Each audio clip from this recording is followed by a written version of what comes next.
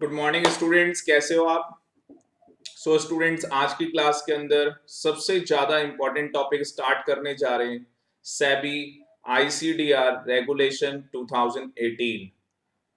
अगर मैं यहाँ पे आपको बताऊं तो सेबी ने अपनी नई आईसीडीआर रेगुलेशंस बना दी हैं 2018। इससे पहले जो सेबी आईसीडीआर रेगुलेशन थी वो 2009 थी। एक बार मैं आपको थोड़ा सा बैकग्राउंड बता देता हूं कि सेबी आईसीडीआर रेगुलेशन का बैकग्राउंड क्या है।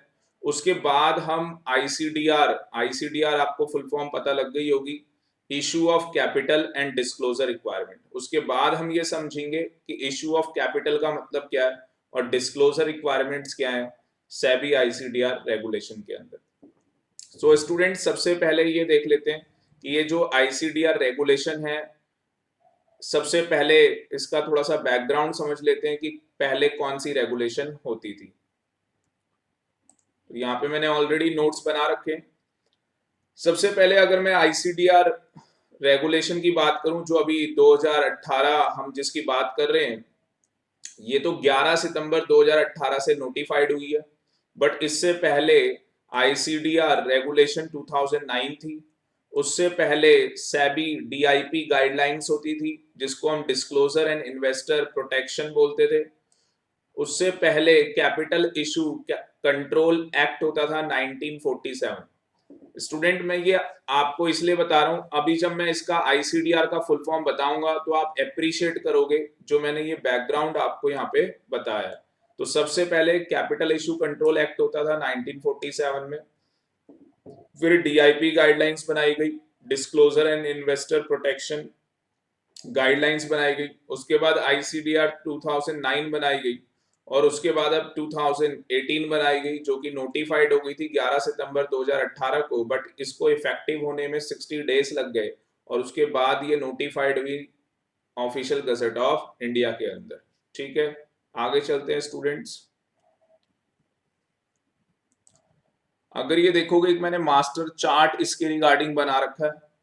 सबसे पहले हम ये जान लेते हैं सेबी। तो यहाँ पे हम बात करें सेबी की, तो सेबी क्या बनी हुई है? Issue issue of capital and disclosure requirement. तो सेबी ने यहाँ पे क्या बना रखी है? Issue of capital and disclosure requirement regulation 2018 SEBI ने बना रखी है। सबसे पहले इशू का मतलब क्या है यहाँ पे? तो इशू का मतलब है यहाँ पे इशूअर। इशू का मतलब क्या है यहाँ पे? इशूअर। यहाँ पे कुछ हमें डेफिनेशंस पढ़नी होंगी स्टूडेंट्स। तो मैंने ये पूरी सेबी आईसीडीआर रेगुलेशन डाउनलोड कर ली है सेबी की साइट से। अगर आप लोग भी सेबी की साइट देखना चाहते हैं तो आप यहाँ से सेबी की साइट से डाउनलोड कर सकते हैं। ये सेबी की साइट है और मैंने ये यहाँ से ये सारा आईसीडीआर रेगुलेशन 2018 डाउनलोड कर लिया। और अभी कोरोना वायरस के चलते मैं आपको बताऊं तो सेबी आईसीडीआर रेगुलेशन 2018 भी आ चुकी है, बट 2020 भी आ चुकी है, बट वो हमारे एग्जाम में नहीं आएगी। तो हमें जो यहाँ पे सेबी आईसीडीआर रेगुलेशन प्रिपेयर करनी है वो 2018 करनी है। जो 2020 आ चुकी है वो हमारे एग्जाम के लिए एप्लीकेबल नहीं है। यहाँ पे आप देख रहे हो 11 सितंबर इसकी डेट बता रखी है, तो इस डेट से ये इफेक्टिव हो गया था। उसके बाद आगे चलते हैं यहाँ पे। तो सबसे पहले अगर हम यहाँ पे देखें तो हमें डेफिनेशंस बता रखी हैं और ये आपको पता लग गया होगा स्टूडेंट, रेगुलेशन है तो किसने बनाई है? सेबी ने। तो ये रेगुलेशन सेबी ने बना रखी है। सबसे पहले अब आ जाते हैं इशूअर का मतलब क्या है। तो यहाँ पे देखते हैं डेफिनेशन कॉलम में इशूअर का मतलब क्या है।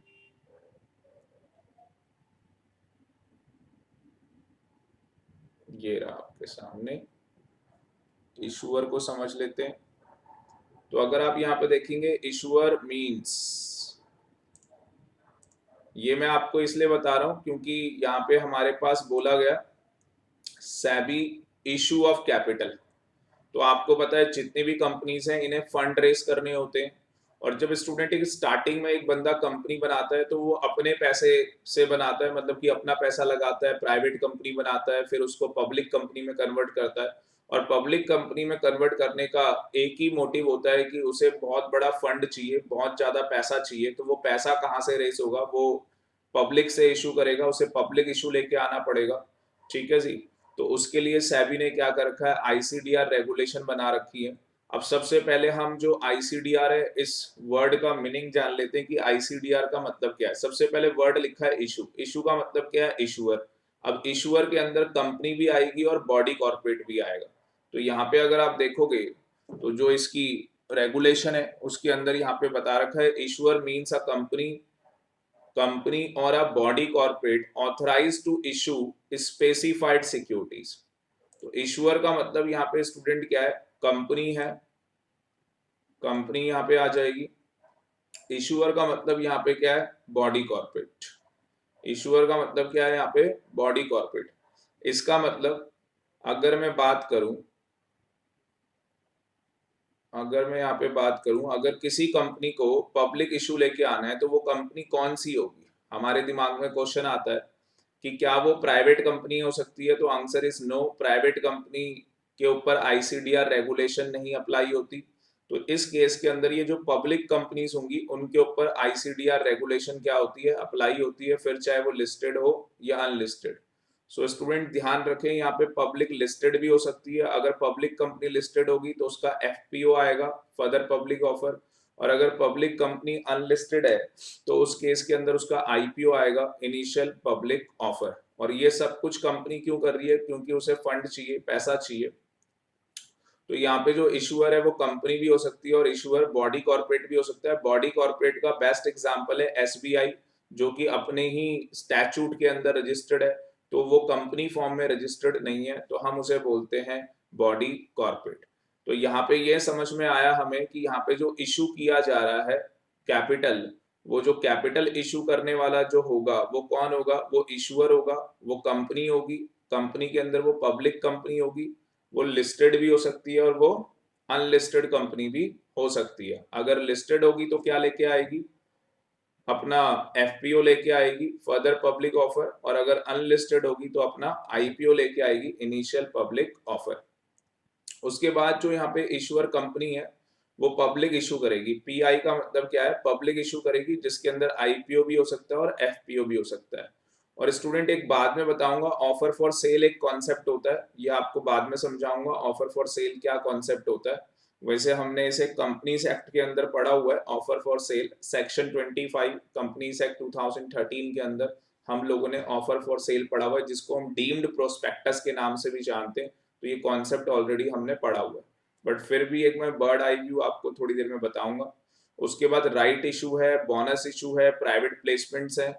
ठीक है जी, ये मैं आपको मॉड्यूल से दिखा देता हूँ आपके। ये हमारे पास सीएस इंस्टीट्यूट का मॉड्यूल है, और अगर आप इसके अंदर देखोगे तो यहाँ पे साफ साफ बताया है कि जो कंपनी इशू करेगी, तो यहाँ पे कंपनी कैसे इशू करेगी, आईपीओ लाएगी कंपनी, उसके ऊपर आईसीडीआर रेगुलेशन अप्लाई होंगी। कंपनी एफपीओ भी लेके आ सकती है, राइट इशू है, प्राइवेट प्लेसमेंट है, प्रेफरेंशियल अलॉटमेंट है, क्यूआईबी प्लेसमेंट है। तो ये सारा हम लोग डिस्कशन करेंगे आईसीडीआर के अंदर, बहुत ही इंपॉर्टेंट रेगुलेशंस है। आगे चलते हैं यहाँ पे। सो स्टूडेंट्स, यहाँ पे आपको ये पता लगा कि इशू का मतलब क्या है, इशूअर है, इशूअर कंपनी होगी या बॉडी कॉर्पोरेट होगी, कंपनी में पब्लिक कंपनी होगी, लिस्टेड भी हो सकती है और अनलिस्टेड भी हो सकती है। उसके बाद ये पब्लिक इशू के अंदर भी आईसीडीआर रेगुलेशन लगेंगी, right issue, bonus issue, private placement. आगे बात करते हैं, यहाँ पे बताया गया है जो कैपिटल यहाँ पे वर्ड यूज किया गया है, कैपिटल का यहाँ पे मतलब है स्पेसिफाइड सिक्योरिटीज। तो यहाँ पे जो सिक्योरिटीज इशू होंगी या तो वो इक्विटी शेयर्स होंगे या तो वो कन्वर्टेबल सिक्योरिटीज होंगी। तो या तो वो इक्विटी शेयर्स होंगे या कन्वर्टेबल सिक्योरिटीज होंगी। कन्वर्टेबल सिक्योरिटीज के अंदर ऑप्शन होगा कन्वर्टेबल डेप्ट का, कंपल्सरी कन्वर्टेबल डेप्ट, इसका मतलब है ऑप्शनल कन्वर्टेबल डेप्ट। तो कुछ ऐसे डेप्ट होते हैं जो ऑप्शनल होते हैं कन्वर्टेबल, और दूसरा हमने लिया कंपल्सरी कन्वर्टेबल डेप्ट। तो यहाँ पे कंपल्सरी कन्वर्टेबल डेप्ट आ जाएंगे। उसके बाद यहाँ पे कन्वर्टेबल डेप्ट इंस्ट्रूमेंट्स आ जाएंगे, यहाँ पे कन्वर्टेबल प्रेफरेंस शेयर सिक्योरिटीज आ जाएंगी, यहाँ पे एडीआर आ जाएंगे, अमेरिकन डिपॉजिटरी रिसीप्ट, यहाँ पे जीडीआर आ जाएंगे, ग्लोबल डिपॉजिटरी रिसीप्ट। तो यहाँ पे स्टूडेंट जो ये कन्वर्टेबल डेप्ट इंस्ट्रूमेंट है ये सिक्योर्ड भी हो सकते हैं और अनसिक्योर्ड भी हो सकते हैं। ऑप्शनल कन्वर्टेबल डेप्ट भी बोलते हैं हम इसे, कंपल्सरी कन्वर्टेबल डेप्ट भी बोलते हैं हम इसे। एक नोट करने वाली ये बात है, यहाँ पे नॉन कन्वर्टेबल डिवेंचर्स नहीं आएंगे, non convertible redeemable preference shares यहाँ पे नहीं आएंगे, क्योंकि स्टूडेंट्स यहाँ पे लिखा है स्पेसिफाइड सिक्योरिटीज। अब मैं आपको दोबारा से समझाता हूं मैंने आपको क्या समझाया।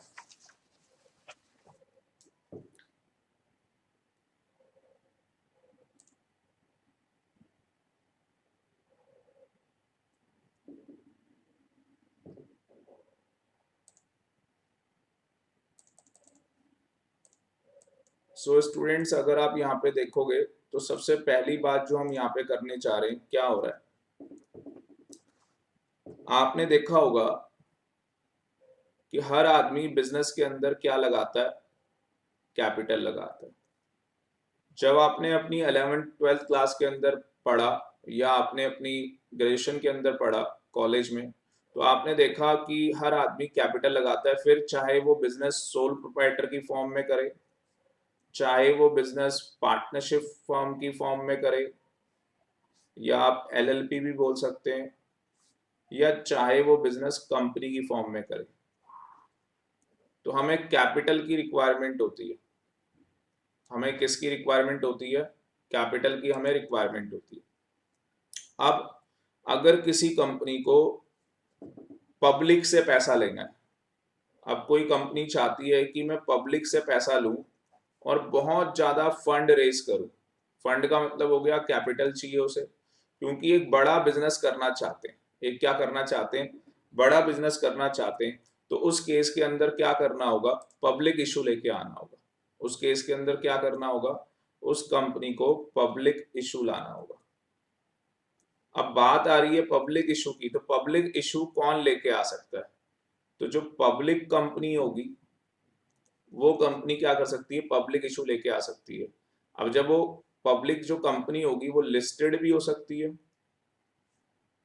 क्योंकि हो सकता है कि वो पहले से लिस्टेड हो स्टॉक एक्सचेंज के अंदर। अगर वो लिस्टेड होगी तो वो अपना एफपीओ लेके आएगी, फर्दर पब्लिक ऑफर, और अगर वो अनलिस्टेड होगी तो वो अपना आईपीओ लेके आएगी। अब आप सोच के देखो कि क्या सेबी, आपको पता है यहाँ पे सेबी की बात इसलिए कर रहे हैं क्योंकि यहाँ पे स्टॉक मार्केट की बात हो रही है, क्योंकि जो भी कंपनी पब्लिक इशू लेके आएगी उसके जो शेयर्स होंगे वो स्टॉक मार्केट के अंदर लिस्ट होंगे, बाद में वहीं से ट्रेडिंग होगी सारी। तो मेरा क्वेश्चन ये है कि क्या सेबी किसी भी कंपनी को ऐसे ही अलाउड कर सकता है कि भाई आप पब्लिक से पैसा फंड रेस कर लो, तो सेबी ऐसे ही अलाउड किसी को भी नहीं कर सकता। सेबी ने क्या कर रखा है, अगर कोई लिस्टेड कंपनी है तो उसके लिए भी कंडीशंस बना रखी हैं, और अगर कोई अनलिस्टेड कंपनी है तो उसके लिए भी कंडीशन बना रखी है। मतलब कि अगर अगर वो पब्लिक कंपनी चाहे लिस्टेड हो चाहे अनलिस्टेड हो, अगर वो कंडीशन सेटिस्फाई करेगी तो जाके वो पब्लिक से फंड रेज कर सकती है, अदरवाइज वो पब्लिक से फंड रेज नहीं कर सकती।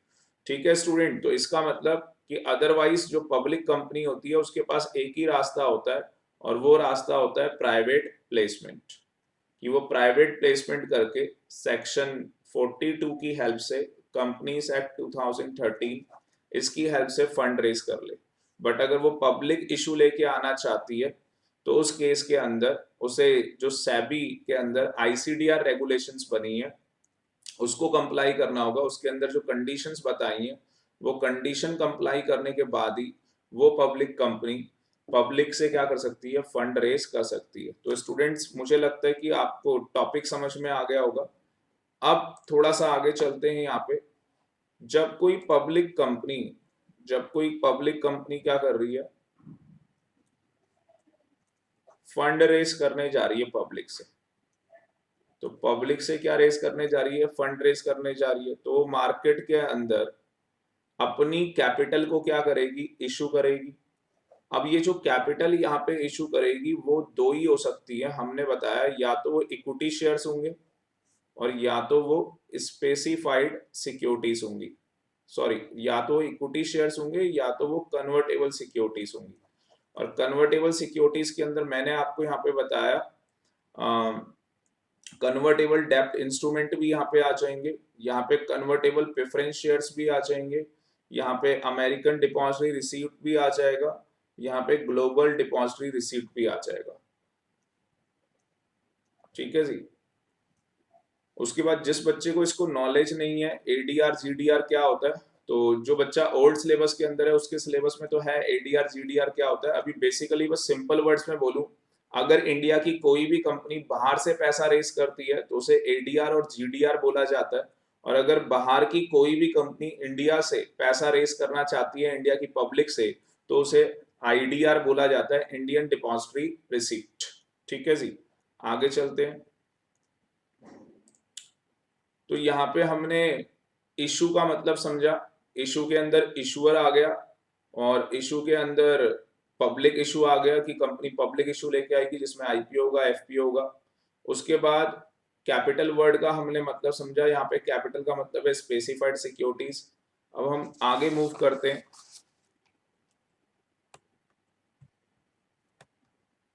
तो यहाँ पे स्टूडेंट्स जो कंपनी अपना आईपीओ लेके आती है, जो कंपनी अपना आईपीओ लेके आती है वो मेन बोर्ड से लेके आ सकती है। मेन बोर्ड आपको पता ही है एनएससी बीएससी है, ये हम लोग कर चुके हैं लास्ट क्लास के अंदर।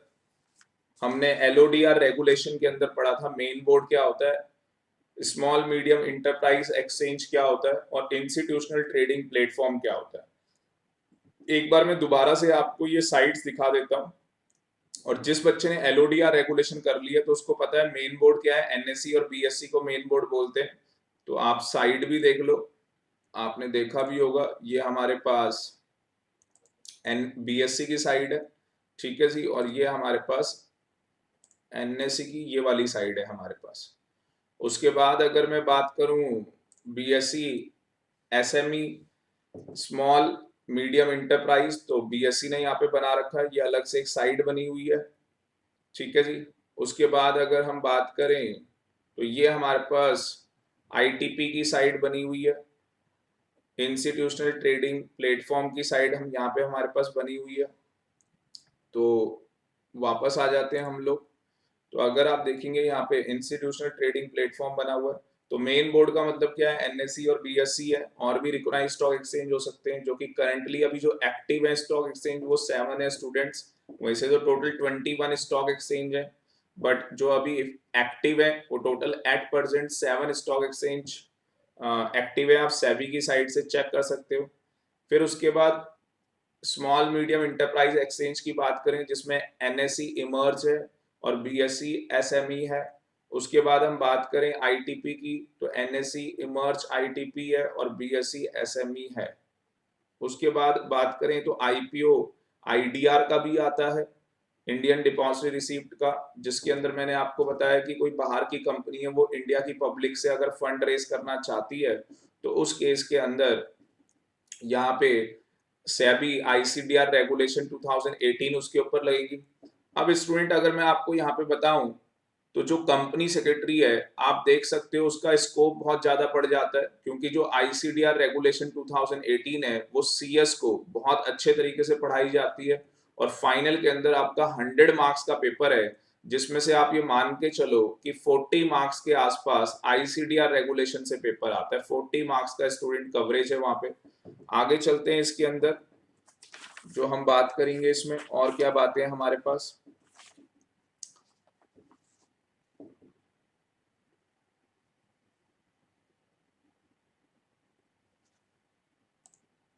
एक फर्स्ट स्लाइड के अंदर एक चीज रह गई थी, जो सेबी आईसीडीआर रेगुलेशन 2018 है, अगर इसके अंदर बात करें तो चैप्टर टोटल चैप्टर 12 चैप्टर है इसके अंदर, और रेगुलेशन की बात करें तो 301 301 रेगुलेशन है, शेड्यूल 20 शेड्यूल्स इसके अंदर है। जैसे हमारे कंपनीज एक्ट के अंदर चैप्टर बताए गए हैं उसी तरीके से उसमें सेक्शंस बताए गए। 470 सेक्शंस हैं कंपनीज एक्ट के अंदर, और शेड्यूल आपको पता है 7 शेड्यूल्स हैं, ठीक है जी। आगे चलते हैं। अब चैप्टर अगर आप देखेंगे यहाँ पे तो ये यहाँ पे आपके पास ये आपको नजर आएगा। तो यहाँ पे हमारे पास आईसीडीआर रेगुलेशन जो है वो टोटल 12 मैंने आपको बताया जिस तरीके से, मतलब 12 चैप्टर बने हुए हैं इसके, और टोटल 301 रेगुलेशन है।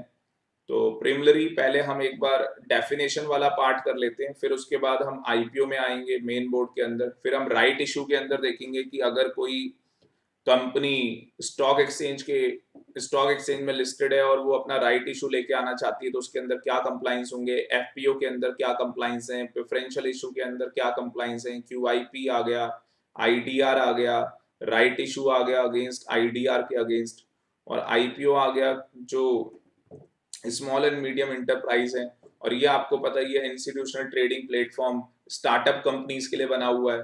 बोनस इशू का देखेंगे, ठीक है जी, तो एक एक करके सारा देखेंगे, बहुत ही ज्यादा इंपॉर्टेंट है। बट स्टूडेंट उस उन चीजों को समझने से पहले आपको कुछ बेसिक डेफिनेशंस हैं, आपको वो समझनी होंगी। जब तक आपको डेफिनेशन समझ में नहीं आएगी हम आगे नहीं बढ़ सकते। तो सबसे पहले एक बार डेफिनेशंस को समझ लेते हैं, और ये डेफिनेशंस यहाँ पे दी हैं। सबसे पहले हम आ जाते हैं अपना स्पेसिफाइड सिक्योरिटीज में, कि स्पेसिफाइड सिक्योरिटीज का मतलब क्या होता है।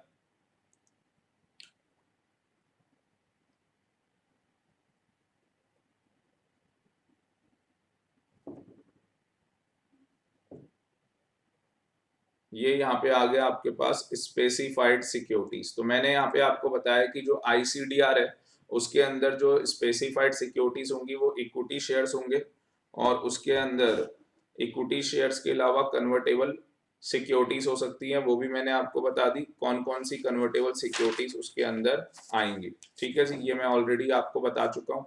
नेक्स्ट टॉपिक लेते हैं यहाँ पे कन्वर्टेबल सिक्योरिटीज। ये इसी सीक्वेंस में करना जिस सीक्वेंस में मैं आपको बता रहा हूँ। यहाँ पे कन्वर्टेबल सिक्योरिटीज ले लेते हैं।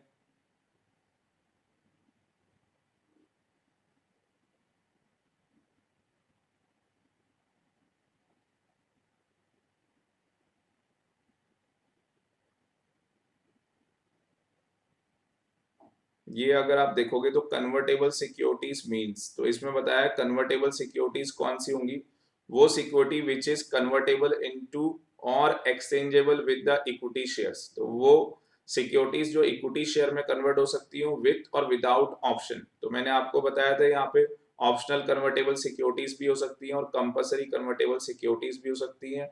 मैंने आपको यहाँ पे बताया था इंक्लूडिंग, मैंने यहाँ पे आपको बताया था इंक्लूडिंग कन्वर्टेबल डेब्ट इंस्ट्रूमेंट आ जाएंगे, कन्वर्टेबल प्रेफरेंस शेयर्स आ जाएंगे। तो ये चीज मैंने यहाँ पे आपको चार्ट के थ्रू बताई थी अपने। अगर आप ये देखेंगे तो यहाँ पे दिया हुआ था ये सारा कि कन्वर्टेबल जो सिक्योरिटीज है उसके अंदर ऑप्शनल कन्वर्टेबल डेप्ट आ जाएगा, कंपलसरी कन्वर्टेबल डेप्ट आ जाएगा, जिसके अंदर मैंने आपको बताया था इंक्लूडिंग कन्वर्टेबल डेप्ट इंस्ट्रूमेंट, कन्वर्टेबल प्रेफरेंस शेयर्स। तो अगर आप यहाँ पे देखेंगे तो यही चीज यहाँ पे बता रखी है, कन्वर्टेबल डेप्ट इंस्ट्रूमेंट भी इसके अंदर आ जाएगा और कन्वर्टेबल प्रेफरेंस शेयर्स भी इसके अंदर आ जाएंगे। आगे अगर आप कन्वर्टेबल डेप्ट इंस्ट्रूमेंट देखो, अब एक एक करके उसके अंदर जा रहे हैं। अब कन्वर्टेबल डेप्ट इंस्ट्रूमेंट भी अलग से बता रखा है। यहाँ पे अगर आप देखोगे ऊपर ही दिया हुआ है कन्वर्टेबल डेप्ट इंस्ट्रूमेंट क्या होता है। तो कन्वर्टेबल डेप्ट इंस्ट्रूमेंट का मतलब क्या है कि कंपनी बता रही है कि जी हम एक्नॉलेज कर रहे हैं कि हमने कर्जा लिया हुआ है, ठीक है जी, and is converted into equity shares, वो इक्विटी शेयर्स में कन्वर्ट हो जाएगा। ऑप्शन ऑफ कन्वर्टेबल डेप्ट और कंपलसरी कन्वर्टेबल डेप्ट। अब हमारी जो एसेट है उस पे चार्ज हो भी सकता है और चार्ज नहीं भी हो सकता है। इसका मतलब कि सिक्योर्ड डेप्ट भी हो सकता है और अनसिक्योर्ड भी। तो मैंने ये चीजें आपको क्लियर की, मैंने यहाँ पे चार्ट के थ्रू भी बताया था कि जो ये यहाँ पे कन्वर्टेबल डेप्ट इंस्ट्रूमेंट है वो सिक्योर्ड भी हो सकते हैं और अनसिक्योर्ड भी हो सकते हैं। तो इसका मतलब स्टूडेंट्स कि जो भी कंपनी अपना पब्लिक इशू लेके आ रही है उस पब्लिक इशू के अंदर इक्विटी शेयर्स होंगे, उसके अंदर कन्वर्टेबल सिक्योरिटीज होंगी, वो convertible securities optional convertible securities भी हो सकती हैं और कंपलसरी कन्वर्टेबल सिक्योरिटीज भी हो सकती हैं। कन्वर्टेबल डेप्ट इंस्ट्रूमेंट हो सकते हैं जो कि सिक्योर्ड भी हो सकते हैं, अनसिक्योर्ड भी हो सकते हैं, बट वो ऑप्शन है कि वो कन्वर्ट हो जाएंगे या वो कंपलसरी है वो कन्वर्ट होंगे। फिर कन्वर्टेबल प्रेफरेंस शेयर्स भी उसके अंदर आएंगे और ये अलग से मैंने आपको बता दिया है, एडीआर जीडीआर भी उसके अंदर आएंगे। अगर कोई भी कंपनी पब्लिक इशू लेके आना चाहती है तो नॉन कन्वर्टेबल डिवेंचर का इशू नहीं लेके आ सकती पब्लिक इशू, और non convertible redeemable preference shares का पब्लिक इशू लेके नहीं आ सकती। आगे चलते हैं। आगे अगर आप स्टूडेंट देखोगे, नेक्स्ट हम यहाँ पे ले लेते हैं इशूअर का मतलब, और इशूअर का मतलब हम जान चुके हैं क्या होता है, बट एक बार दोबारा से पढ़ लेते हैं। इशूअर पूरी डेफिनेशन पढ़ लेते हैं। तो यहाँ पे बताया था इशूअर का मतलब कंपनी है और बॉडी कॉर्पोरेट है जो कि ऑथराइज है इशू करने के लिए अपनी स्पेसिफाइड सिक्योरिटीज। अब आपको पता लग गया स्पेसिफाइड सिक्योरिटीज क्या है। अंडर द रेलेवेंट लॉ, ये लॉ लगेगा उसके ऊपर, whose specified securities are being issued. Issued का मतलब यहाँ पे हो गया आईपीओ लेके आ रहे और एफपीओ लेके आ रहे, एंड और offer for cell. Offer for cell मैंने आपको बताया सेक्शन 25 कंपनीज एक्ट 2013 में बता रखा है, जिसे हम डीम्ड प्रोस्पेक्टस बोलते हैं। थोड़ा सा मैं यहाँ पे स्टूडेंट आपको कॉन्सेप्ट बता देता हूँ होता क्या है। अब यहाँ पे एक एग्जांपल ले लेते हैं कि एक कंपनी है,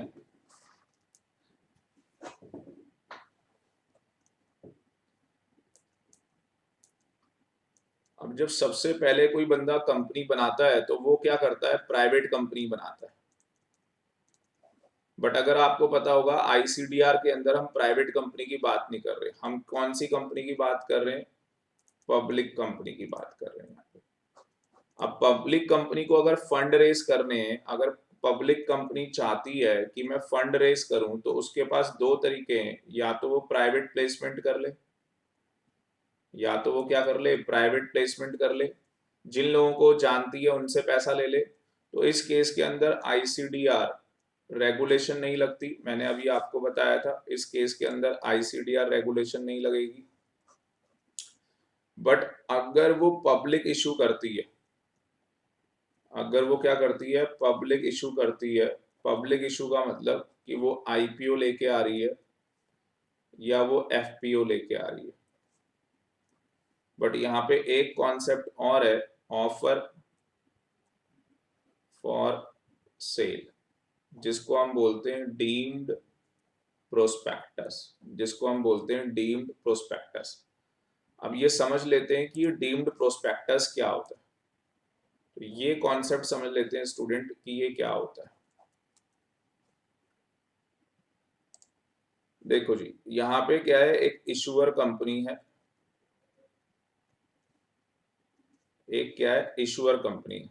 अब इशूअर कंपनी को फंड रेज करना है तो वो डायरेक्टली पब्लिक के पास नहीं जा सकती, वो डायरेक्टली पब्लिक के पास नहीं जा सकती। अब आपका क्वेश्चन आएगा कि सर एक इशूअर जो है वो कौन है, पब्लिक कंपनी है, नाम ले लेते हैं एबीसी लिमिटेड।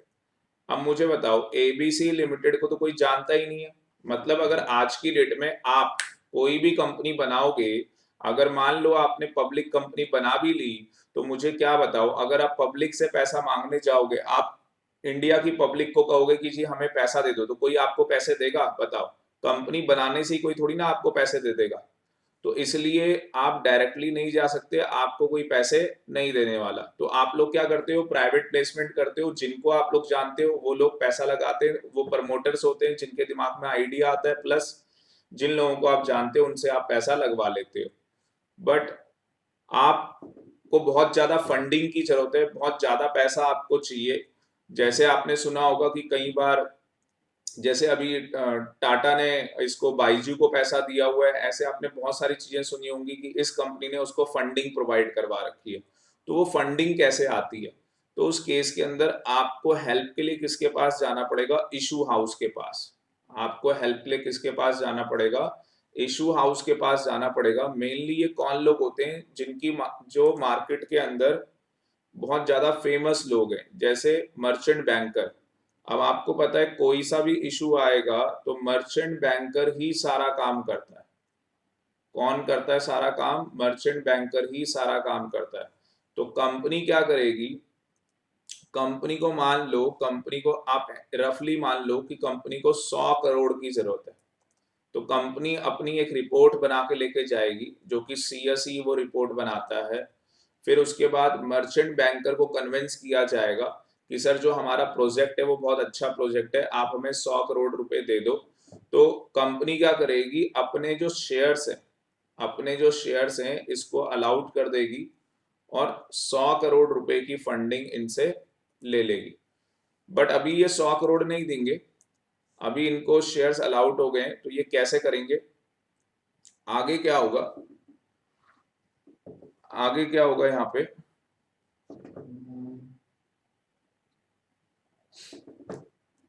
ये जो इशू हाउस है मर्चेंट बैंकर है, ये पब्लिक को शेयर्स इशू करेगा। ये किसको शेयर्स इशू करेगा, पब्लिक को शेयर इशू करेगा। अब आपको पता है जो मर्चेंट बैंकर है वो फ्री में तो काम करेगा नहीं कंपनी के लिए, तो वो कंपनी से क्या लेगा, कमीशन लेगा इस काम को करने की। और जो ये कमीशन यहाँ पे लेता है वो सेबी के अंदर और आईसीडीआर, मतलब सेबी आईसीडीआर रेगुलेशन में नहीं बता रखा और कंपनी एक्ट में भी नहीं बता रखा कि कितनी कमीशन यहाँ पे मर्चेंट बैंकर चार्ज कर सकता है। जैसे आपको पता होगा शेयर्स के केस के अंदर अंडर राइटर्स को 5% कमीशन मिलती है और डिवेंचर के केस के अंदर 2.5% कमीशन पे की जाती है। अब देखो स्टूडेंट्स यहाँ पे क्या हो रहा है, तो यहाँ पे इशूअर कंपनी जो है वो डायरेक्टली पब्लिक के पास नहीं जा सकती थी, तो वो किसी ऐसे बंदे के पास गई जो पब्लिक से पैसा उठा के लेके आ सकते हैं। तो इन्होंने क्या किया, 100 करोड़ के लिए शेयर्स इनको अलाउड कर दिए। अब मर्चेंट बैंकर क्या करेगा, पब्लिक से फंड रेज कर लेगा। मर्चेंट बैंकर क्या करेगा, पब्लिक से फंड रेज कर लेगा और उसके अंदर अपनी कमीशन चार्ज कर लेगा और बाकी का जो पैसा है वो किसको दे देगा, कंपनी को दे देगा। अब हो सकता है कि पब्लिक से जब पैसा मांगा जाए तो शायद पब्लिक 40 करोड़ दे, पब्लिक 60 करोड़ दे, तो इसका मतलब जितना भी डेफिसिट रह जाएगा वो कौन बियर करेगा, वो मर्चेंट बैंकर बियर करेगा। तो यहाँ पे जब भी क्या होता है, इशू हाउस के थ्रू पब्लिक इशू लेके आया जाता है, तो उस केस के अंदर स्टूडेंट्स कभी भी अंडर सब्सक्रिप्शन नहीं रहता शेयर्स का, हमेशा क्या होता है वो फुल्ली सब्सक्राइब होता है, क्योंकि आपको पता है जो भी शेयर्स पब्लिक नहीं लेगी वो यहाँ पे इशूअर जो हाउस है मतलब मर्चेंट बैंकर है वो उसे उन उन शेयर्स को सब्सक्राइब कर लेगा। तो स्टूडेंट आपको ये समझ में आया, सिंपल सा कॉन्सेप्ट है। Offer for cell, offer for cell में क्या हो रहा है कि कंपनी डायरेक्टली पब्लिक से पैसा ना रेस करके बीच में एक इंटरमीडियरी की हेल्प ले रही है जो कि एक इशू हाउस है जिसके अंदर मर्चेंट बैंकर काम करता है और वो उसको उसको मार्केट में लोग जानते हैं, तो वो क्या करेगा, पब्लिक से फंड रेज कर लेगा, जो भी डेफिसिट होगा वो भी ले लेगा और पूरे 100 करोड़ नहीं देगा क्योंकि वो इसमें से अपनी कमीशन चार्ज कर लेगा। और आपको अगर मैं बताऊं तो यहाँ पे ज्यादा नहीं, कम से कम आप मान के चलो 8 से 10% कमीशन मर्चेंट बैंकर चार्ज कर लेते हैं। तो अगर मान लो 10% भी यहाँ पे कमीशन चार्ज की तो 10 करोड़ तो यहाँ पे मर्चेंट बैंकर अर्निंग कर जाएगा। तो 10 करोड़ यहाँ पे मर्चेंट बैंकर की क्या हो जाएगी, अर्निंग हो जाएगी। और ये मर्चेंट बैंकर के यहाँ पे जो काम करते हैं वो कौन लोग होते हैं, कंपनी सेक्रेटरी, क्योंकि यहाँ पे मर्चेंट बैंकर के पास जो काम करते हैं वो कंपनी सेक्रेटरी होते हैं। ठीक है स्टूडेंट, आगे चलते हैं। यहाँ पे इसका मतलब कि हमें ये समझ में आ गया कि जो सेबी आईसीडीआर रेगुलेशन 2018 है, वो जो पब्लिक कंपनी होगी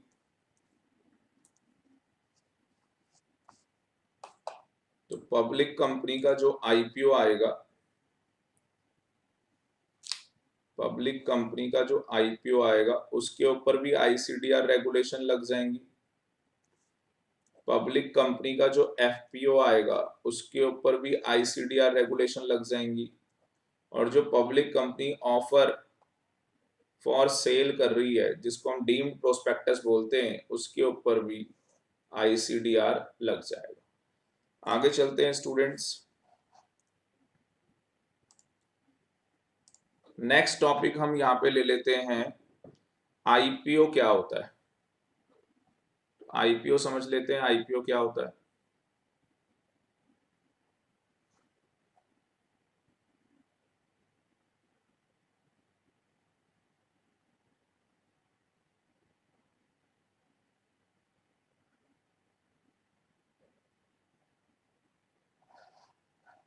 ये बता रखा है initial public offer.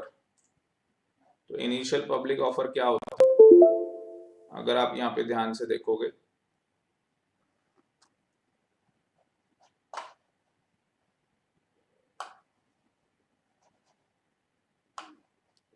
I don't know what happened, problem आ गई है थोड़ी सी।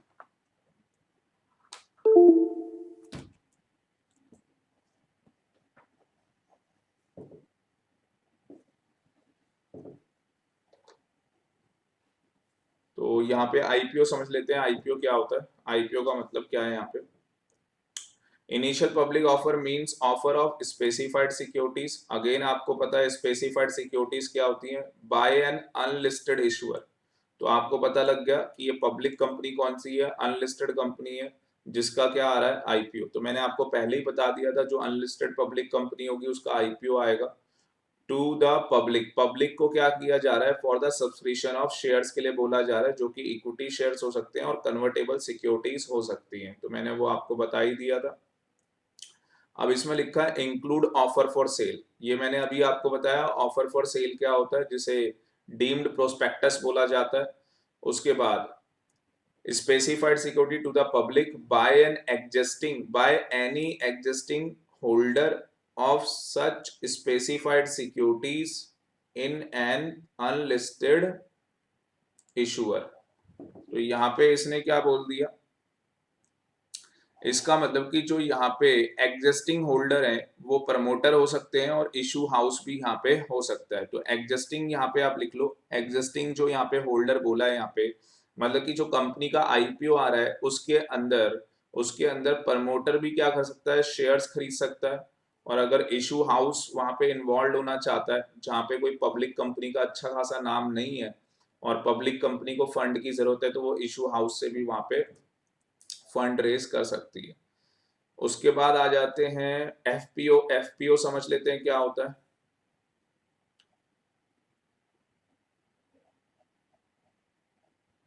आईपीओ हमें समझ में आ गया, ये रहा आपके पास फर्दर पब्लिक ऑफर। तो further public offer means offer of specified securities. अब देखो यहाँ पे स्पेसिफाइड सिक्योरिटीज कौन कर रहा है, लिस्टेड कंपनी कर रही है।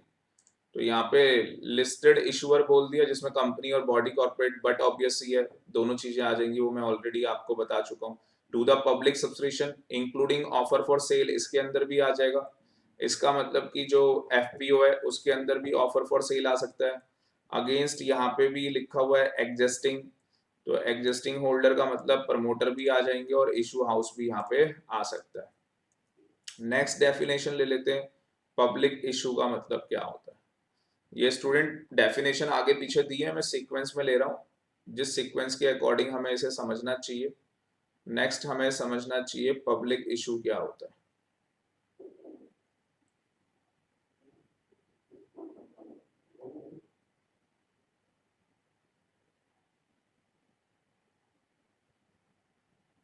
ये आ गया आपके पास पब्लिक इशू का मतलब क्या है। तो यहाँ पे पब्लिक इशू का मतलब है इनिशियल पब्लिक ऑफर और फर्दर पब्लिक ऑफर। तो पब्लिक इशू के अंदर इनिशियल पब्लिक ऑफर आ जाएगा और फर्दर पब्लिक ऑफर आ जाएगा।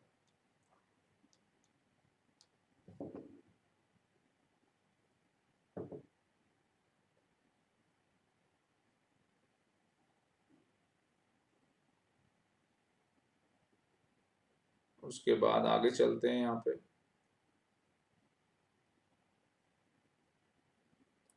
हाँ एक चीज और यहाँ पे आप इंक्लूड कर लो, ऑफर फॉर सेल भी इसके अंदर आ जाएगा। तो पब्लिक इशू के अंदर आईपीओ, एफपीओ और ऑफर फॉर सेल भी आ जाएगा, तीन चीजें इसके अंदर इंक्लूड हो जाएंगी। आप लिख लो यहाँ पे इंक्लूडिंग,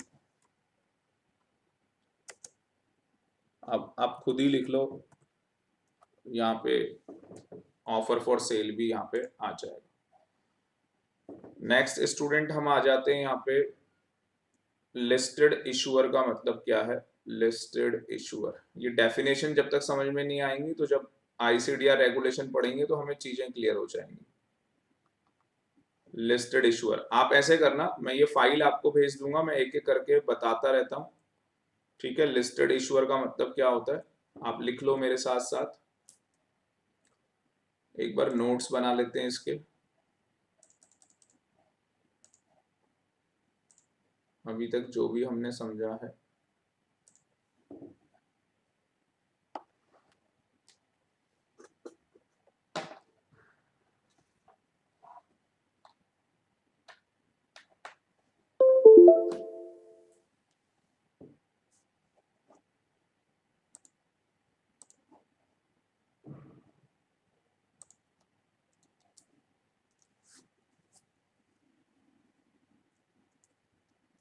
सो स्टूडेंट, सबसे पहले हमने नंबर 1 हमने समझा था स्पेसिफाइड सिक्योरिटीज। तो सबसे पहले हमने समझा था स्पेसिफाइड सिक्योरिटीज क्या होती है। तो स्पेसिफाइड सिक्योरिटीज के अंदर दो चीजें आ जाएंगी, इक्विटी शेयर्स आ जाएगा और कन्वर्टेबल सिक्योरिटीज आ जाएंगी, जिसके अंदर मैंने आपको एग्जांपल भी दे दिया था कि इसके अंदर कन्वर्टेबल डेब्ट इंस्ट्रूमेंट आ जाएगा, इसके अंदर कन्वर्टेबल प्रेफरेंस शेयर्स आ जाएंगे, इसके अंदर एडीआर आ जाएगा, इसके अंदर जीडीआर आ जाएगा और ईटीसी। ठीक है स्टूडेंट, तो ये मैंने आपको ऑलरेडी बता दिया था। उसके बाद आगे चलते हैं, नंबर 2 ले लेते हैं। नंबर 2 हमने समझा था कन्वर्टेबल सिक्योरिटीज क्या होती है, तो ये आपको पता ही लग गया था कन्वर्टेबल सिक्योरिटीज क्या होती है। ठीक है जी। नंबर 3 हमने यहाँ पे लिया था कन्वर्टेबल डेब्ट इंस्ट्रूमेंट क्या होता है, तो ये भी आपको समझ में आ गया था कन्वर्टेबल डेब्ट इंस्ट्रूमेंट क्या होता है, जो कि सिक्योर्ड भी हो सकता है और अनसिक्योर्ड भी हो सकता है। फोर्थ हमने यहाँ पे लिया था इशूअर कौन होता है, तो इशूअर भी आपको पता लग गया था। फोर्थ हमने लिया था इशूअर कौन होता है, तो इशूअर कंपनी है और बॉडी कॉर्पोरेट है। फिफ्थ आ जाते हैं, फिफ्थ हमने लिया था आईपीओ। तो आईपीओ जो हम लेके आ रहे हैं वो स्पेसिफाइड सिक्योरिटीज का लेके आ रहे हैं, वो आप समझ चुके हो। स्पेसिफाइड सिक्योरिटीज क्या होती हैं, इक्विटी शेयर्स है और कन्वर्टेबल सिक्योरिटीज है। अब जो ये स्पेसिफाइड सिक्योरिटीज हैं आईपीओ के अंदर, ये किसकी हैं, अनलिस्टेड अनलिस्टेड इशूअर की है। ये किसकी है, अनलिस्टेड इशूअर की।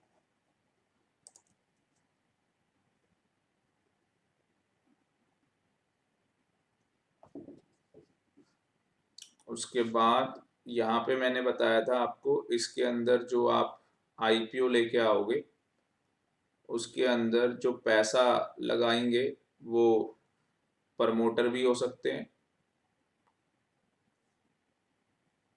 वो इशू हाउस भी हो सकता है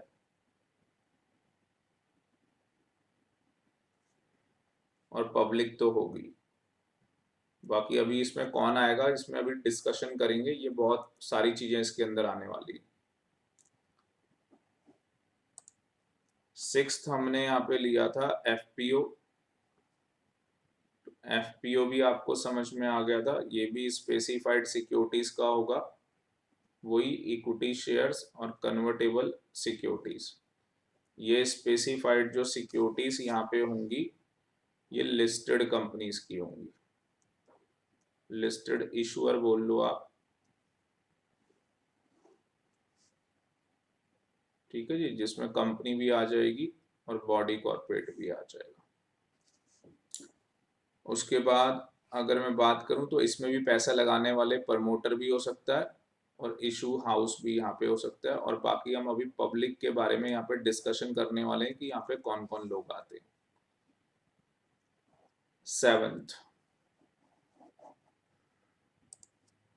सेवंथ हमारे पास आ गया स्टूडेंट, लिस्टेड इशूअर कौन है। सेवंथ हमारे पास आ गया लिस्टेड इशूअर कौन है। तो लिस्टेड इशूअर का मतलब कौन है, लिस्टेड इशूअर एक बार मैं आपको डेफिनेशन पढ़ा ही देता हूं।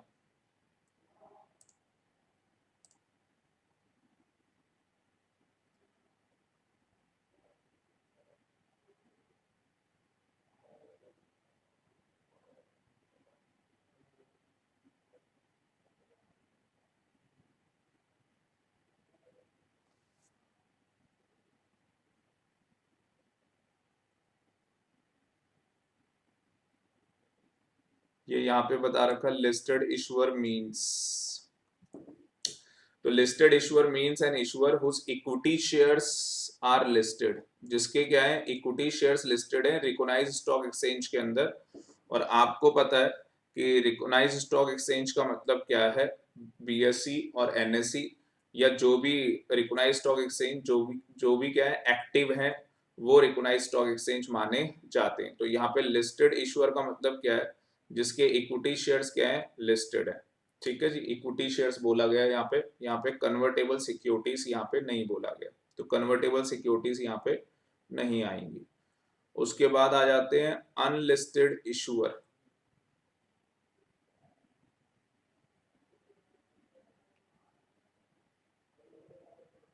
अनलिस्टेड इशूअर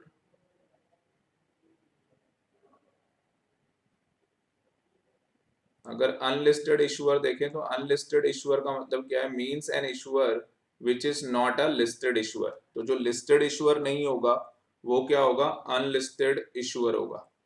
तो स्टूडेंट यहाँ पे एक चार्ट आप बना सकते हो।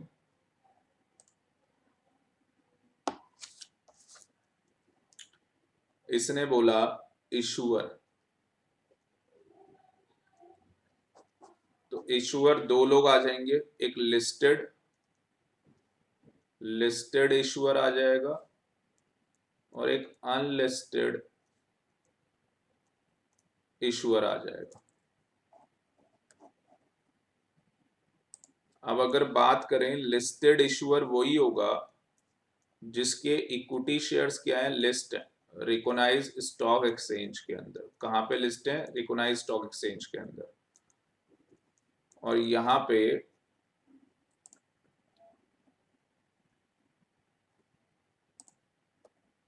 अनलिस्टेड इशूअर वो होगा, इन्होंने ये बोला अनलिस्टेड इशूअर वो होगा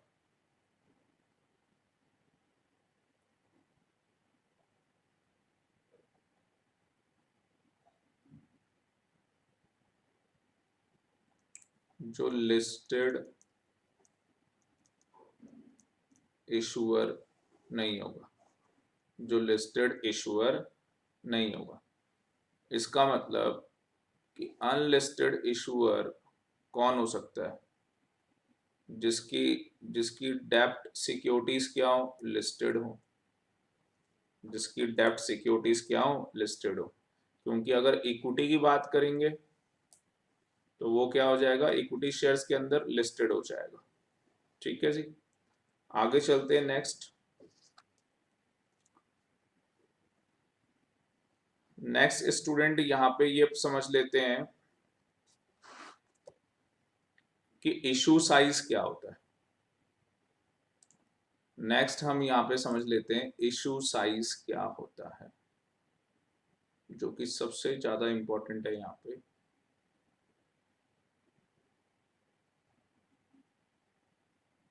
इशू साइज कहता है, इशू साइज इंक्लूड्स, अगर आप देखोगे डेफिनेशन इंक्लूड से स्टार्ट कर दी, offer through offer document and promoter contribution brought as a part of issue. तो एक बार आप ढंग से पढ़ लो, फिर मैं आपको बताता हूँ इसका मतलब यहाँ पे क्या है इशू साइज का।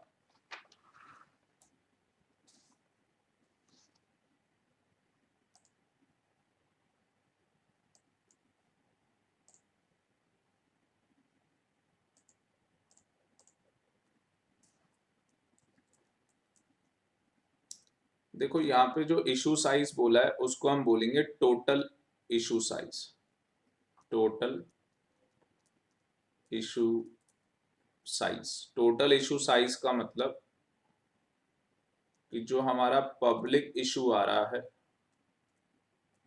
तो यहाँ पे हम एक इक्वेशन बना लेंगे, जो कंपनी पब्लिक इशू लेके आती है, जो 100 करोड़ का कंपनी क्या कर रही थी, पब्लिक इशू लेके आ रही थी, उसमें कंपनी जो शेयर्स है वो कैसे देने वाली है, उसके अंदर जो कंपनी शेयर्स देने वाली है, सबसे पहले हम कहते हैं कि यहाँ पे प्रमोटर कंट्रीब्यूशन होता है। किसका कंट्रीब्यूशन होता है, प्रमोटर का कंट्रीब्यूशन होता है, जो कि बोला गया है कि मिनिमम 25% तो प्रमोटर को कंट्रीब्यूट करना ही करना है, और मैक्सिमम 75% प्रमोटर क्या कर सकता है, कंट्रीब्यूट कर सकता है। उसके बाद एक कैटेगरी रिजर्व होती है, एक रिजर्व कैटेगरी होती है, रिजर्व कैटेगरी के अंदर बोला गया है मैक्सिमम 15% रिजर्व किया जाता है। उसके बाद नेट ऑफर होता है, नेट ऑफर टू पब्लिक। अब अगर आप देखेंगे यहाँ पे अगर प्रमोटर मैक्सिमम 75% कर देते हैं और ये 15 हो जाता है तो ये हो जाएगा आपका 80 90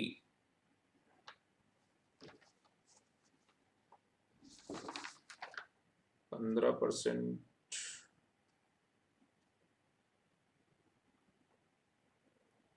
75 प्लस 15,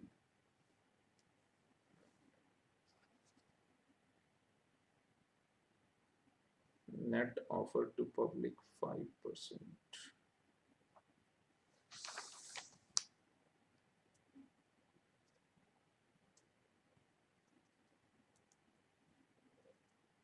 जो नेट ऑफर टू पब्लिक होता है वो मैक्सिमम 5% होता है।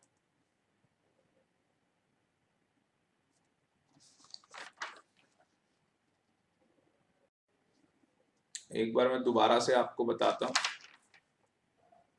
एक मिनट।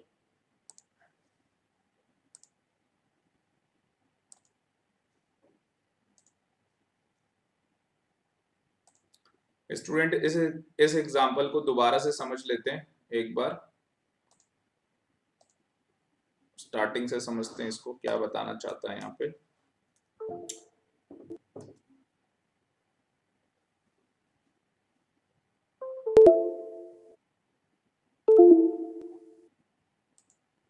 तो सबसे पहले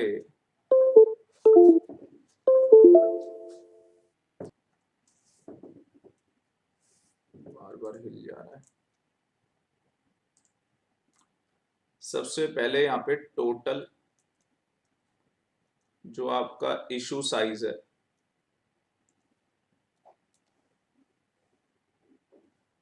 तो कंपनी 100 करोड़ लेने जा रही है पब्लिक से।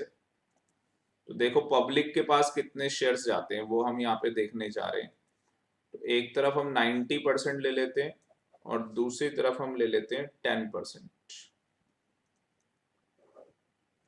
और देखते हैं मार्केट में कितने परसेंट शेयर्स होते हैं।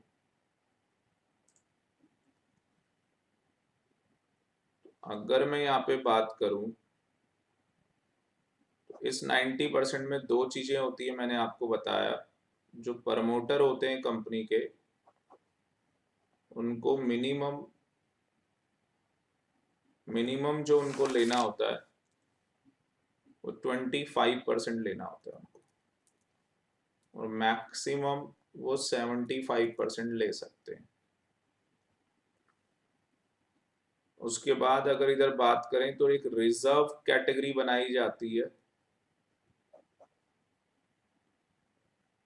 उनके लिए मैक्सिमम 15% रिजर्व कर सकते हैं। तो अगर मैं बात करूं तो ये मैक्सिमम अगर प्रमोटर ले लेते हैं 75% और ये मैक्सिमम हो जाता है तो टोटल आपका 90% हो जाएगा जो प्रमोटर के पास आ गया और रिजर्व कैटेगरी के पास आ गया। ठीक है स्टूडेंट, अगर मैं यहाँ पे इसकी बात करूं 10% की, तो इस 10% को हम बोलते हैं net offer to the public. Net offer to the public, तो net offer to the public क्या होता है, इसके अंदर तीन चीजें होती है। एक में हम कहते हैं मैक्सिमम, जो ये 10% है इसका मैक्सिमम 50% QIB को अलाउड होगा, क्वालिफाइड इंस्टीट्यूशनल बायर। अभी मैं आपको डिटेल में बताऊंगा QIB क्या होते हैं, क्वालिफाइड इंस्टीट्यूशनल बायर।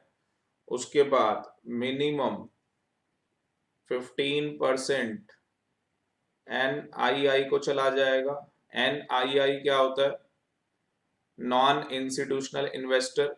और ये नॉन इंस्टीट्यूशनल इन्वेस्टर कौन होता है, जो QIB नहीं होगा। एक मिनट, तो जो बंदा क्या होगा,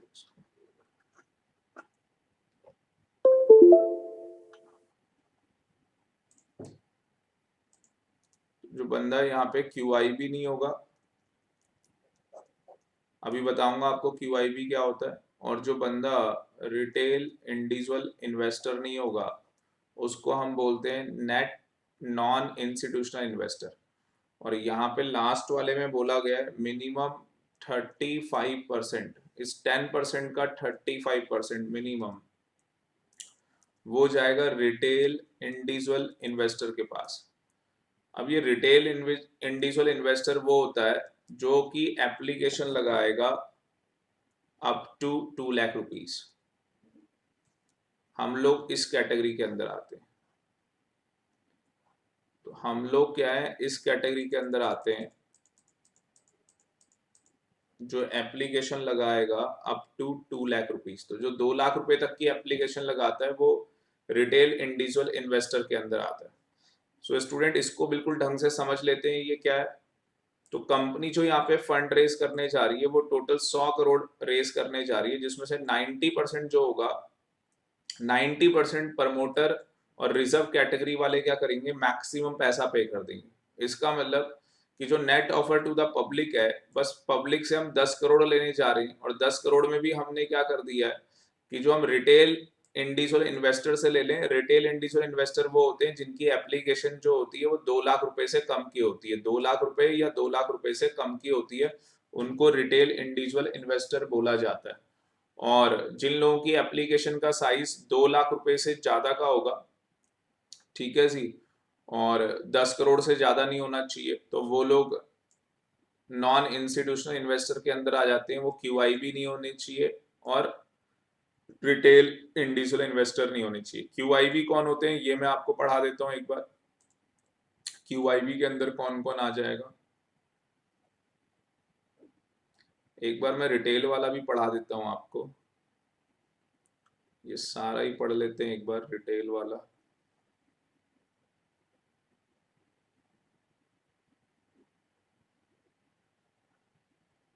ये आ गया रिटेल इंडिविजुअल, नहीं इसके,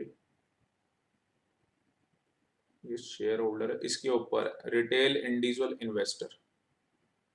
तो रिटेल इंडिविजुअल इन्वेस्टर कौन है स्टूडेंट, अगर आप यहाँ पे देखोगे एक इंडिविजुअल इन्वेस्टर है जिसकी एप्लीकेशन या बिड, आपको बताऊंगा जब कंपनी बुक बिल्डिंग लेके आती है, वो बताऊंगा मैं आपको कंपनी बुक बिल्डिंग कैसे करती है। तो उस केस के अंदर बिडिंग होती है। ये जो बिडिंग बिड्स यहाँ पे लिखा है, बिड्स का मतलब है जब बुक बिल्डिंग। तो कंपनी जब अपना इशू लेके आती है तो कंपनी के पास इशू लाने के दो तरीके होते हैं, या तो फिक्स इशू लेके आएगी, या तो कंपनी क्या करेगी अपना जो इशू लेके आएगी उसको हम बोलते हैं, कंपनी जो अपना इशू लेके आएगी तो एक तो फिक्स प्राइस इशू होता है, और दूसरा जो कंपनी इशू लेके आती है वो बुक बिल्डिंग के थ्रू लेके आती है। ये फिक्स प्राइस इशू क्या होता है वो मैं नेक्स्ट लेक्चर के अंदर बताऊंगा, और बुक बिल्डिंग क्या होती है वो मैं नेक्स्ट लेक्चर के अंदर बताऊंगा। तो जब पब्लिक इशू आता है तो उसके अंदर बिडिंग होती है, ठीक है जी। उसमें यहाँ पे बोला गया है जो सिक्योरिटी की वैल्यू क्या होगी, नॉट मोर देन 2 लाख। तो इसका मतलब रिटेल इंडिविजुअल इन्वेस्टर वो होता है जिसकी एप्लीकेशन का जो साइज होगा वो 2 लाख रुपए का होगा। तो जिसका एप्लीकेशन का साइज 2 लाख रुपए तक का होगा उसे हम क्या बोलेंगे, रिटेल इंडिविजुअल इन्वेस्टर। अब अभी ये नहीं समझ रहे रिटेल इंडिविजुअल शेयर होल्डर कौन होता है, चलो समझ लेते हैं रिटेल इंडिविजुअल शेयर होल्डर कौन होता है, साथ के साथ समझ लेते हैं। क्या ऐसा हो सकता है कि जिस कंपनी का इशू आ रहा है ऑलरेडी वो कंपनी स्टॉक एक्सचेंज के अंदर लिस्टेड हो, तो ऐसा हो सकता है। तो जो बंदे ने ऑलरेडी उस कंपनी के अंदर शेयर्स खरीदे हुए हैं, अगर, क्योंकि यहाँ पे लिखा है retail individual share holder, share holder का मतलब कि वो ऑलरेडी उस कंपनी के अंदर क्या है, शेयर होल्डर है। इसका मतलब कि वो ऑलरेडी वो कंपनी क्या है, लिस्टेड है। स्टूडेंट यहाँ पे जो ये ICDR रेगुलेशन है बहुत टेक्निकल टर्म्स है, जब तक आपको ये टेक्निकल टर्म्स समझ में नहीं आएंगी आपको ये चैप्टर समझ में नहीं आएगा। और इस चैप्टर की इंपॉर्टेंस आपको मैं बता दूं कि अगर आप ट्रेनिंग करने भी किसी मर्चेंट बैंकर के पास जाओगे तो कम से कम आपको 20 से 25 हजार रुपए का ट्रेनिंग के अंदर स्टाइफन मिल जाएगा, क्योंकि अगर आप देख रहे हैं यहाँ पे कितनी टेक्निकल चीजें यूज हो रही है, तो बहुत बड़ा काम यहाँ पे किया जाता है। और स्टूडेंट अगर मैं आपको बताऊं तो एक मर्चेंट बैंकर जो होता है कम से कम आप मान के चलो 10 से 15 करोड़ एक पब्लिक इशू के लिए लेता है। पब्लिक इशू का काम है वो मर्चेंट बैंकर करते हैं। और कम से कम 10 से 15 करोड़ रुपए वो चार्ज कर लेते हैं। यहाँ पे आगे चलते हैं। तो यहाँ पे बोला गया है शेयर होल्डर, इसका मतलब कि कंपनी ऑलरेडी लिस्टेड है स्टॉक एक्सचेंज के अंदर, और अगर कोई उसी का शेयर होल्डर एप्लीकेशन लगाता है तो उसे बोलेंगे रिटेल इंडिविजुअल शेयर होल्डर, और जो उसकी एप्लीकेशन का साइज होगा वो 2 लाख रुपए होना चाहिए या उससे कम होना चाहिए, तो उसे रिटेल इंडिविजुअल शेयर होल्डर बोला जाएगा। ठीक है, आगे चलते हैं। एक नॉन इंस्टीट्यूशनल इन्वेस्टर आया था यहाँ पे, और नॉन इंस्टीट्यूशनल इन्वेस्टर कौन होता है, एक बार वो पढ़ लेते हैं। ये हमारे पास आ गया नॉन इंस्टीट्यूशनल इन्वेस्टर मींस, देखो वो होगा अदर देन लिखा हुआ है, जो रिटेल इंडिविजुअल इन्वेस्टर नहीं होगा। तो रिटेल इंडिविजुअल इन्वेस्टर कौन होगा, जिसकी एप्लीकेशन का साइज 2 लाख रुपए का होगा या उससे कम का होगा, और जो QIB नहीं होगा। अब हम एक बार ये समझ लेते हैं ये QIB कौन होता है, क्वालिफाइड इंस्टीट्यूशनल बायर। तो ये पूरी की पूरी एक लिस्ट है, ये होता है जी QIB। तो किन लोगों को हम लोग QIB बोलते हैं, जो म्यूचुअल फंड है वो क्वालिफाइड इंस्टीट्यूशनल बायर बोला जाता है उनको। वेंचर कैपिटल फंड है उनको QIB बोला जाता है। Alternative investment fund, mutual fund का पूरा चैप्टर है तो वहां पे ही हमें समझ में आ जाएगा A to Z। उसके बाद हमारे पास फॉरेन पोर्टफोलियो इन्वेस्टर है, उसको बोला जाता है। पब्लिक फाइनेंशियल इंस्टीट्यूशंस हैं, शेड्यूल कमर्शियल बैंक्स हैं।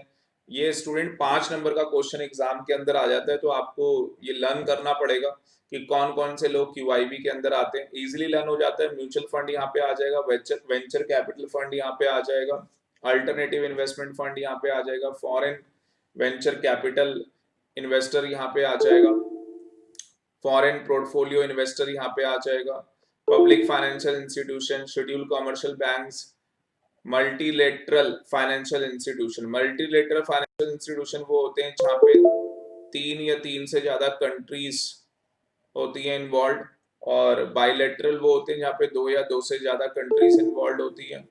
उसके बाद स्टेट इंडस्ट्रियल डेवलपमेंट कॉरपोरेशन यहाँ पे आ जाएंगे, इंश्योरेंस कंपनीज यहाँ पे आ जाएंगे IRDA के अंदर, प्रोविडेंट फंड आ जाएगा जिसमें मिनिमम कॉर्पस मतलब कि जहाँ पे मिनिमम कैपिटल कितनी लगी हुई हो 25 करोड़ की।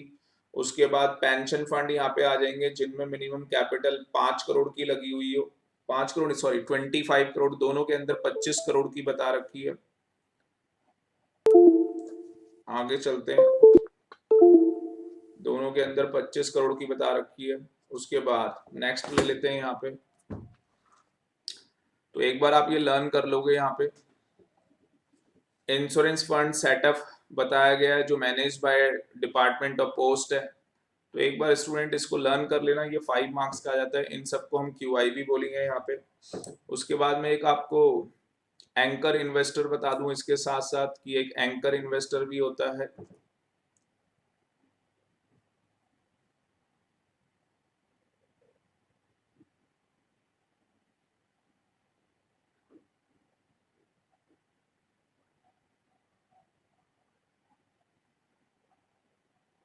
ये आ गया हमारे पास anchor investor means QIB। Anchor investor वो होता है जो QIB होता है और जिसकी एप्लीकेशन का जो साइज होगा वो कम से कम 10 करोड़ या 10 करोड़ से ज्यादा का होगा। तो 10 करोड़ या 10 करोड़ से ज्यादा का इसका इशू साइज होता है।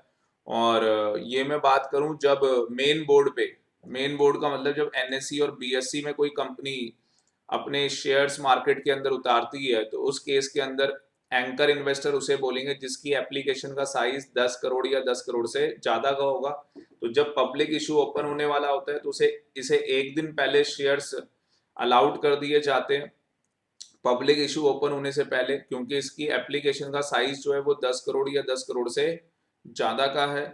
उसके बाद अगर मैं यहाँ पे बात करूं, यहाँ पे लिखा हुआ है make an application.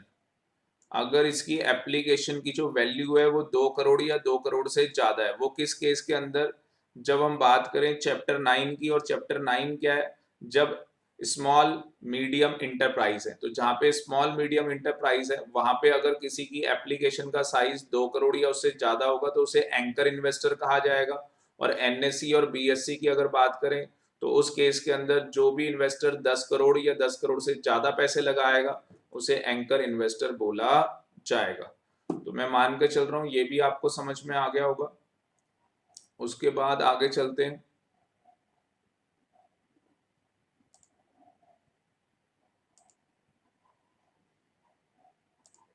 So students, यहाँ पे हमारे पास जो 100 करोड़ कंपनी उठा रही है मार्केट में, तो 90% तो प्रमोटर और रिजर्व कैटेगरी से पैसा आ जाएगा। उसके बाद यहाँ पे जो 10% मैंने बात की, तो उसके अंदर मैंने बताया मैक्सिमम 50% QIB ले लेते हैं। उसके बाद 15% नॉन इंस्टीट्यूशनल इन्वेस्टर ले लेते हैं, और रिटेल इंडिविजुअल इन्वेस्टर भी हमें समझ में आ गया। अब स्टूडेंट्स एक दो और छोटी छोटी टर्म्स हैं, उनको समझ लेते हैं, उसके बाद ये कंप्लीट हो जाएगा हमारा। फिर हम चैप्टर स्टार्ट कर लेंगे। एक आपको ये बता देता हूँ, एप्लीकेशन आसबा क्या होता है। आसबा ऐसा करूंगा बाद में बताऊंगा, अभी समझ में नहीं आएगा। आगे नेक्स्ट हम लोग यहाँ पे ले लेते हैं, डेजिग्नेटेड स्टॉक एक्सचेंज क्या होते हैं। डेजिग्नेटेड,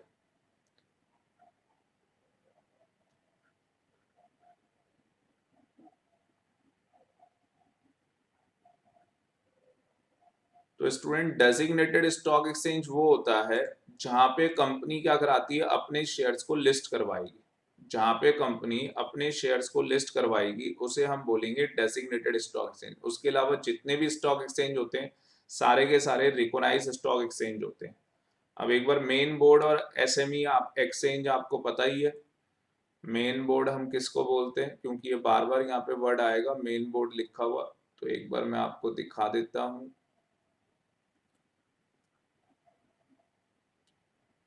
मेन बोर्ड, ये रहा मेन बोर्ड। तो मेन बोर्ड आपको पता ही है, जिसके भी शेयर रिकॉग्नाइज स्टॉक एक्सचेंज के अंदर लिस्टेड है, और किसको छोड़ के, SME को छोड़ के। तो आपको पता ही है NSE और BSE को, या जो भी हमारे 7 eight percent stock exchange active है, तो उनको मेन बोर्ड बोला जाता है। और SME आपको पता ही है, स्मॉल मीडियम इंटरप्राइज एक्सचेंज जो है NSE और BSE का, जो कि मैंने आपको साइड भी दिखाई थी। ये हमारे पास BSE का SME है, ठीक है जी। स्मॉल मीडियम इंटरप्राइज के लिए भी एक्सचेंज बना दिया है।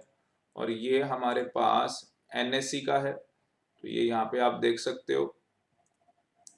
तो स्टूडेंट्स इस लेक्चर के अंदर इतना ही। नेक्स्ट लेक्चर के अंदर हम अपनी ICDR रेगुलेशन स्टार्ट करेंगे और कुछ एक दो टर्म्स और समझेंगे।